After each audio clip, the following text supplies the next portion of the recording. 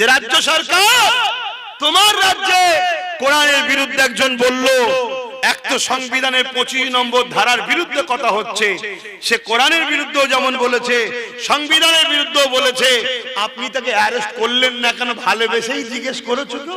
আর আমার রাজ্য সরকার রেপিস্টদেরকে বাঁচাবার জন্য কোটি কোটি টাকা খরচ করছে, জানেন আপনারা? ওই যে তিলোত্তমা বোনটা ইনসাফ পেয়েছে, কেন পাইনি? রাজ্য সরকার যারা রেপ করেছে তাদেরকে বাঁচাবার জন্য কোটি কোটি টাকা খরচ করে সুপ্রিম কোর্টে কেস চালাচ্ছে। যদি রাজ্য সরকারের বিরুদ্ধে কেউ একজন বলতো যে রাজ্য সরকার চোর, আর হাকিকাত কিন্তু চোর, জানেন তো নাকি? এই ভুল বলছি নাকি? তো সেই জায়গায় আন্দোলন রাস্তায় হয় না, হয় না কেন? বললো জবাব চাই, জবাব চাই। আবার পুলিশ এসে তাকে বন্দি করে না, করে না। যদি বলেন হুজুর আপনাকেও তো বন্দি করবে, আমি তো যেতে চাইছি। কেন? আমার নবী সাহাবারাও জেল খেটেছে হকের পক্ষে। ইউসুফ আলাইহিস সালামের সুন্নত পালন হবে। কথা বুঝে আসছে না? ওটা তো নসিবের ব্যাপার। আমার হয়নি, নওশাদের হয়ে গেছে। কথা বুঝে আসছে না? ওর নসিবে আল্লাহ অত বড় নিয়ামতটা দিয়েছে, আমাকে এখনো দেয়নি। আপনারা তো ভয় খান সব, বুকার মতো কষ্ট। আরে আমরা তো জেলখানাতেই আছি। আর দুনিয়া উসজরুল মুমিনিন, মুমিনদের জন্য দুনিয়াটা জেলখানা। আর জেলে আছে, বড় জেলে আছি, নিয়ে হয়তো ছোট জেলে দেবে, এই তো ব্যাপার। একটু নাই পিটবে, মারবে, এই তো ব্যাপার। নাই মেরেই ফেলবে, কি হয়েছে এটা কি ঘোড়ার ডিম, সেই তো মরবো।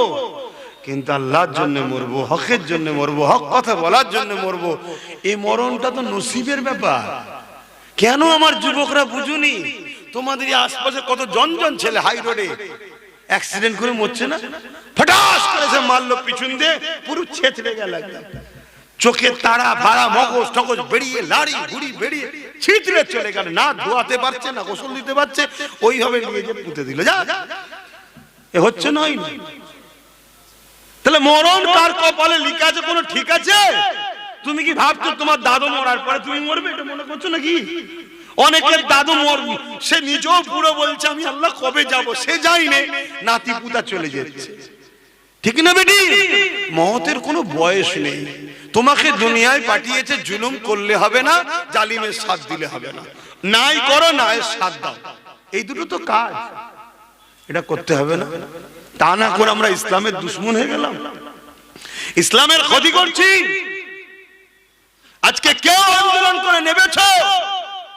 কেউ জিজ্ঞাসা করেছ যে রাজ্য সরকার তোমার রাজ্যে কোরআনের বিরুদ্ধে একজন বলল, এক তো সংবিধানের 25 নম্বর ধারার বিরুদ্ধে কথা হচ্ছে, সে কোরআনের বিরুদ্ধেও যেমন বলেছে, সংবিধানের বিরুদ্ধেও বলেছে, আপনি তাকে অ্যারেস্ট করলেন না কেন? ভালোবেসেই জিজ্ঞেস করেছো তো? আমাদের যত মুসলিম এমএলএ এমপি প্রধান আছে তারা কি কেস করছে না জিজ্ঞেস করেছে?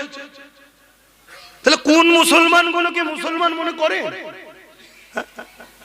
এটা একটা কোটা দেখাবার ব্যাপার আছে, না হয়তো প্রশ্ন উঠবে।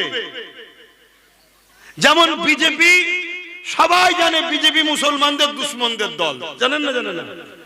বাকি অনেক দল আছে তারা মুসলমানদের দুশ্মন, কিন্তু বুঝতে পারে না কেন?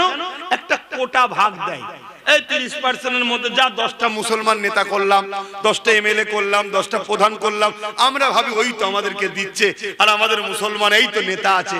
কিন্তু পার্টি ওই মুসলমানগুলোকে দেয় যারা প্রকাশ্য ইসলামের দুশ্মনের থেকেও খারাপ, জঘন্য, ওই সকল 2 নম্বর গুলোকে নেতা বানায়, যাদের দ্বারা আমার কওমের কোনোদিন কাজে লাগে না। বলুন লেগেছে?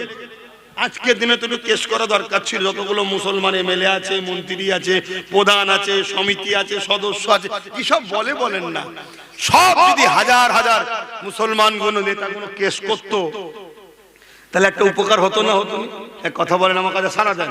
কেস করেছে, যে কেস করবে সে ভাবছে পরের বার যদি টিকিট না পাই, যে কেস করবে সে ভাবছে আমার যদি পদটা চলে যায়। শুধু কোন একটা এমএলএ বলেছিল, তার মনে হয় মন্ত্রী পদ ছিল, কেউ একজন বলেছিল যে মুসলমানরা তো বড় গরিব, এদেরটাকে 500 জায়গায় 1000 টাকা করে দেওয়া হয়, ওই যে ভান্ডার রে বাবা। সঙ্গে সঙ্গে সে বলছে আমি বসে আছি, আমাকে কোনো নোটিশ টোটিস কিছু নাই, হঠাৎ করে শুনলাম আমার মন্ত্রী পদ চলে গেছে। কথা বুঝছেন না? বুঝুন, তা আমি জানি না সেসব মুসলমানগুলো এখনো কেন সব দলে আছে, কি ইন্টারেস্ট আছে যে কিছু এমন কেস জন্ডিস ধরা ফেলবে, হয়তো জেনে গেছে যে আমি গেলেই হয়তো আমার নামে কেস হয়ে যাবে, কোনো ঘোটালাই আছে কি আমি জানি না। কিন্তু আমার বক্তব্য, তাহলে আমরা কাদের উপরে নির্ভর করে চলছি বলে?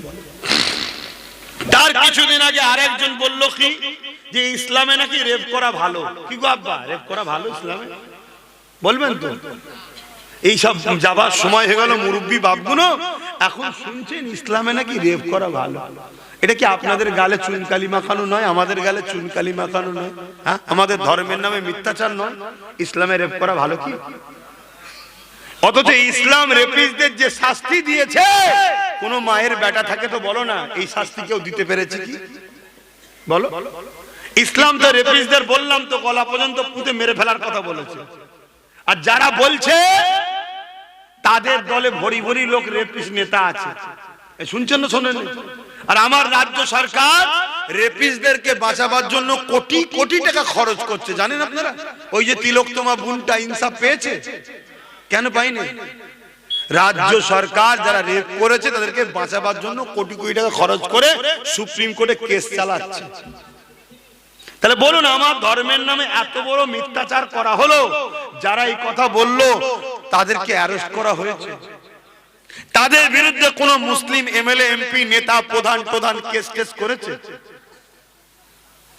আমি মুসলিমের কথা বাদ দিলাম, মুসলমানগুলোর কথা বলেন করেছে? তাহলে আমাদের কি আছে? তাহলে কাল যখন আমাদেরকে হত্যা করা হবে, মারা হবে, মনে হয় আমাদের মুসলিম এমএলএ গুলো আমাদের পাশে দাঁড়াবে? যে কোরআনের পাশে দাঁড়ায় না সে তোমার পাশে দাঁড়াবে? এরা সময়ের অপেক্ষা, এই ইসলাম থেকে এরা অলরেডি বেরিয়ে গেছে, কিন্তু মুসলমান সেজে আছে তোমার আমারটা কন্ট্রোল করার জন্য। যদি ও না থাকে তাহলে অন্য কোনো ভালো মুসলমান যদি নেতা হয়ে যায় অসুবিধা আছে না? নাই। যেমন একটা নবী বংশের ছেলে নেতা হয়েছে নওশাদ সিদ্দিকী, অসুবিধা হচ্ছে না? হয়নি। সবার সমস্যা হচ্ছে। তোমাদের মেদিনীপুরের এই খ্যাপার মতো বকছে যে একটা রয়েছে, কি না? শুভেন্দুকে তো পাগলাগারোতে ভর্তি করা দরকার, কথা বুঝে আসছে না? না, কিন্তু ভর্তি করবে কে? কেন যে ক্ষমতা আছে সে শুভেন্দুর দিদি হয়, তাই ডেকে লিজে চা খাওয়ায়, ভাই বোনের ব্যাপার।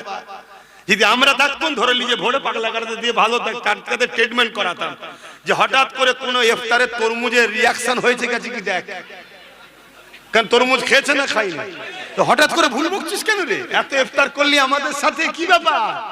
তাহলে কিছু ফুড পয়জন হয়েছে কি দেখা দরকার, চিকিৎসার দরকার আছে না? না, কিন্তু না, তার জন্য করবে না। করবে কাকে? ওই অকাবলি আন্দোলন করতে নেমেছিল, নওশাদকে জেলে ভরে দিয়েছে, জানেন তো নাকি? কিন্তু এরপরেও তো আমার কম বুঝছে না।